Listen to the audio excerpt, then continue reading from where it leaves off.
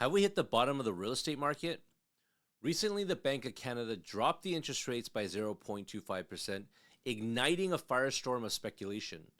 You've probably seen real estate agents on social media pushing the narrative that it's now the perfect time to buy.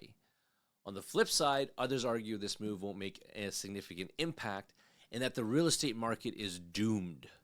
But here's the truth. Both sides are guessing based on their own agendas. Even the Bank of Canada doesn't know for sure because their decisions rely on data that isn't available yet. If the policymakers setting the interest rates don't know, then how can anyone else possibly know? The answer is they can't. I want you to grasp this point because it's crucial.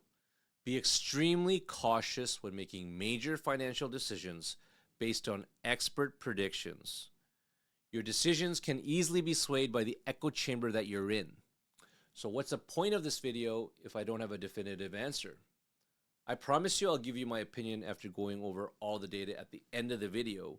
But first, I want you to open your eyes to the fact that you should take any expert advice with a grain of salt, especially if their livelihood depends on you buying real estate.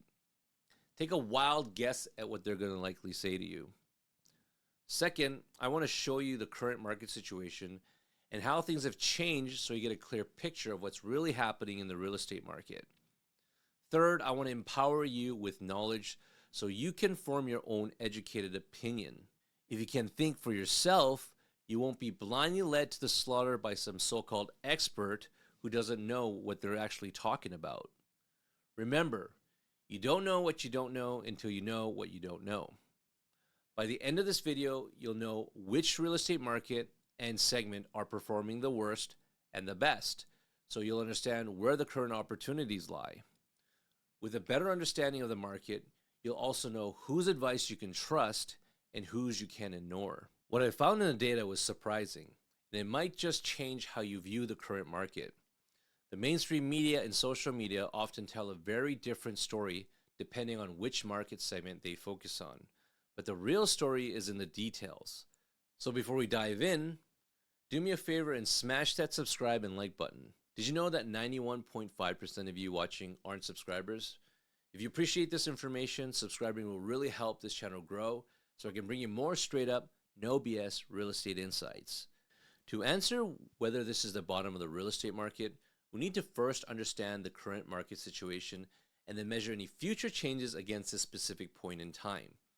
Only by looking back can we piece together and understand what really happened. This might seem obvious, but I've seen countless people, myself included, base their real estate decisions on speculative future outcomes rather than focusing on the current situation and understanding that the future is completely unpredictable. I too have made decisions speculating about the future of the real estate market and was completely wrong. So I'm not claiming to be immune to this. I'm just like everyone else, only human, and prone to getting caught up in the emotion and FOMO of the markets. These are just my personal observations and experiences after being in the business for over 2 decades. I'm not here to judge what is right or wrong, but just to show you the facts. I've already pointed out the futility of trying to read into like a crystal ball. If not even the policymakers know what will happen in the future, how can anyone else? One thing that will help you immensely, especially if you're an investor, is to take that emotion out of the decision. We try our best to base our decisions on logic derived from data. If you're buying real estate to live in, you don't need to care as much about the financial consequences because it's a totally different mindset from being an investor. You can be as emotional as you want as long as you can afford to keep the place. So now, let's take a look at the situation in our current real estate market. I'll break the market into 2 segments, the freehold market and the condo market. For the freehold market, we'll analyze the Greater Toronto Area, the GTA, which includes Toronto and the 905, which is the surrounding area around Toronto. Together, Toronto and the 905 make up the GTA.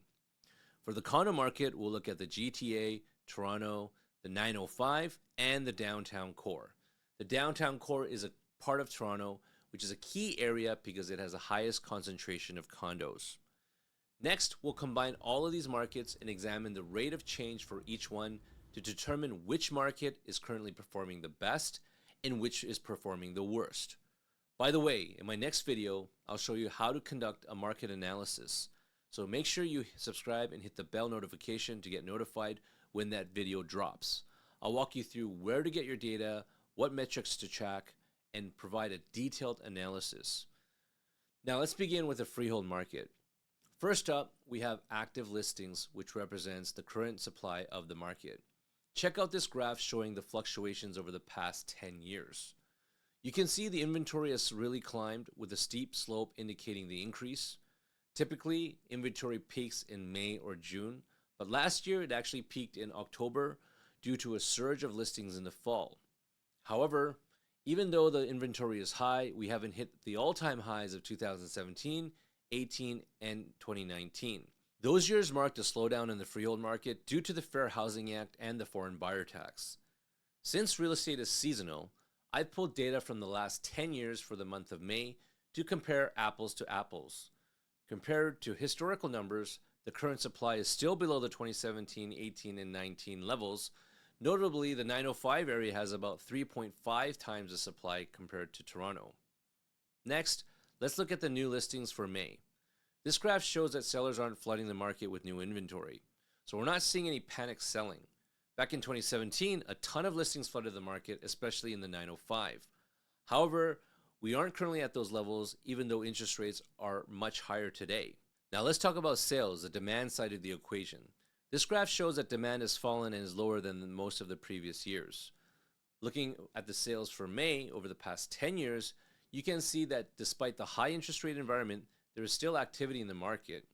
May 2020, during the lockdowns, had the lowest sales numbers, but fortunately, we haven't hit those lows again. The next graph shows all sales from January to May.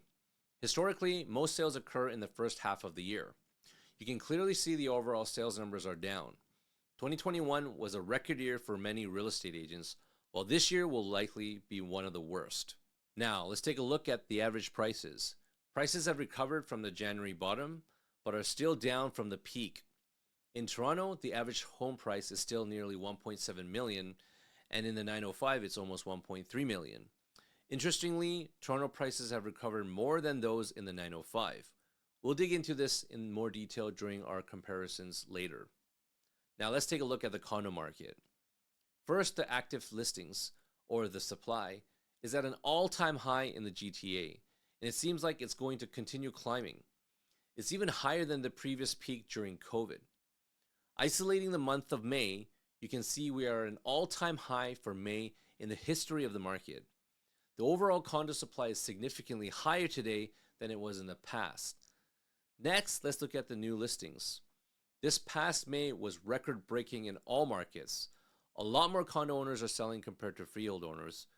This makes sense because many of these condos are owned by investors rather than owner-occupiers. When the economy is bad, people tend to sell their investments before selling the homes they live in. So we're clearly seeing this dynamic at play.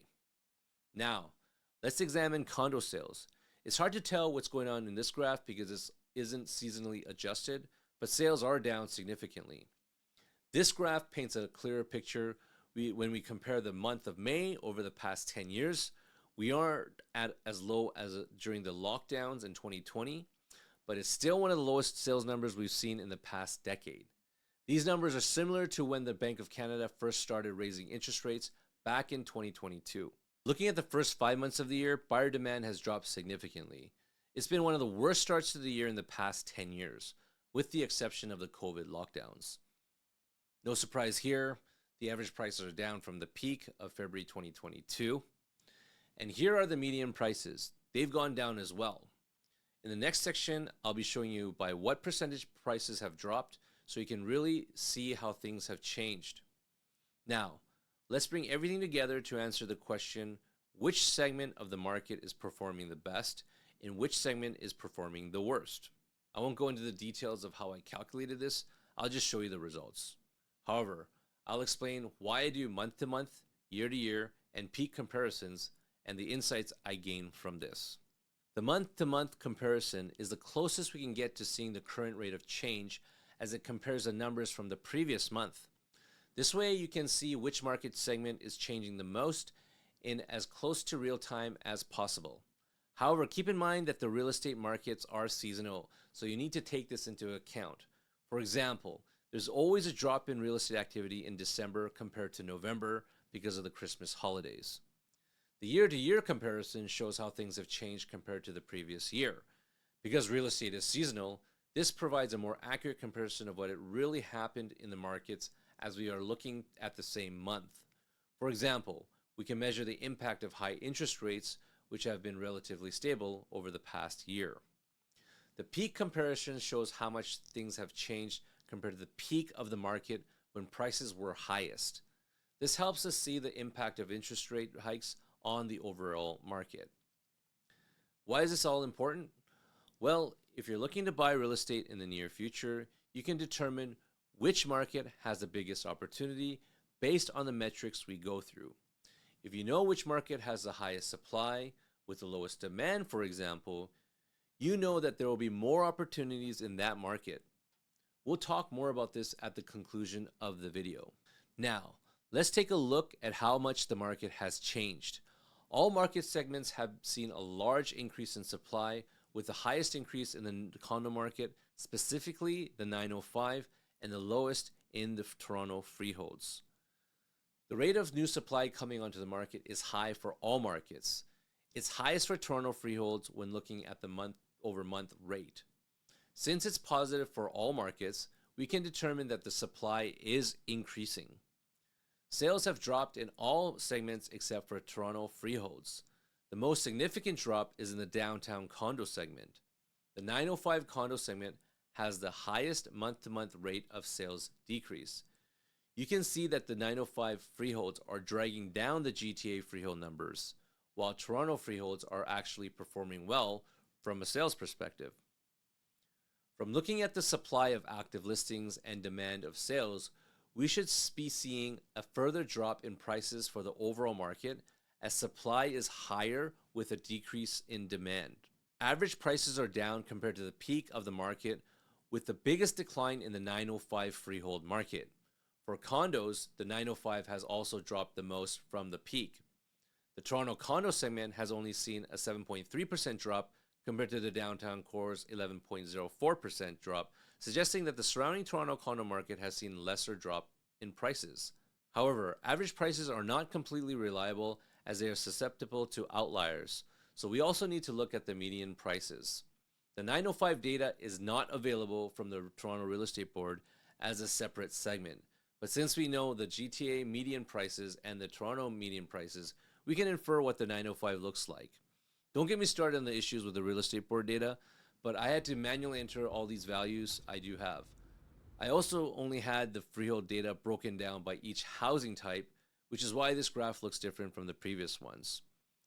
You can see that the Toronto freehold prices compared to last month are going up, but the GTA is lower, meaning that the 905 freehold prices are dragging it down. As for condos, prices are still falling. Compared to last year, Toronto freeholds performed the best, with row, attached, and townhouses actually increasing in price. Again, we can determine that due to the bigger drop in the GTA freehold segment, the 905 prices are definitely dragging down this market. Condo prices are down by about 5% compared to last year.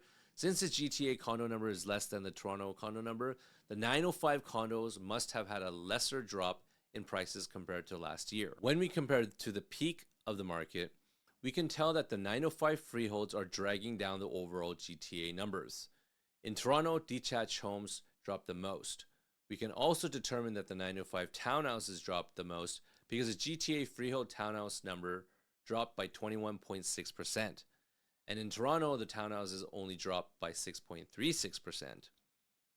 The final two metrics we will look at before going on to our conclusion are the average listing days on market and the average sale price list price ratio.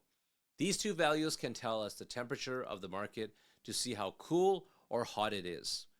It's no surprise that it's taking a lot longer to sell a property today compared to the peak in last year. However, from a monthly perspective, it looks like things are selling at pretty much the same time frame or slightly faster. And when we look at the average sales price list price ratio, we can see that properties are selling for a lot less than the listing price compared to the peak and last year. On a monthly basis, there has been no real change at all in all markets. So, in conclusion, what can we determine from all this information?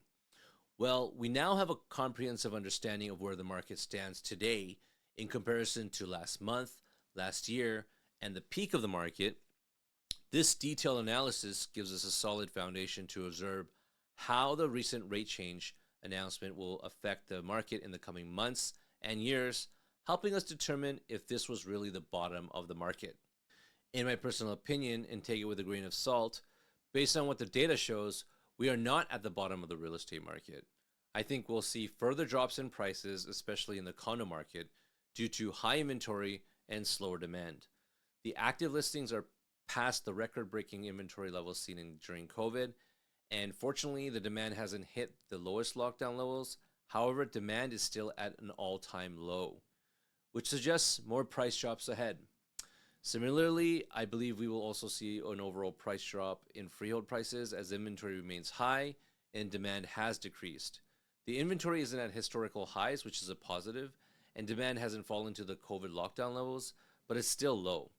At this level, we are unlikely to see price appreciation, especially in the 905 area. However, the freehold market in Toronto might fare better than other segments based on the data. So, where do the biggest opportunities lie? The biggest opportunities lie in the market segments that are hit hardest due to the saturation of inventory. These areas are worth paying attention to. So if you're looking at freehold, it will be like the 905 area, and for condos, it could be the downtown core or the 905 area. Start paying more attention to them. Be fearful when others are greedy, and greedy when others are fearful. Personally, I prefer a down market because excessive exuberance isn't healthy for the overall economy. The craziness we saw back in 2021 and early 2022 due to extremely low interest rates, excessive money printing, and pent-up demand from COVID led to a huge jump in prices.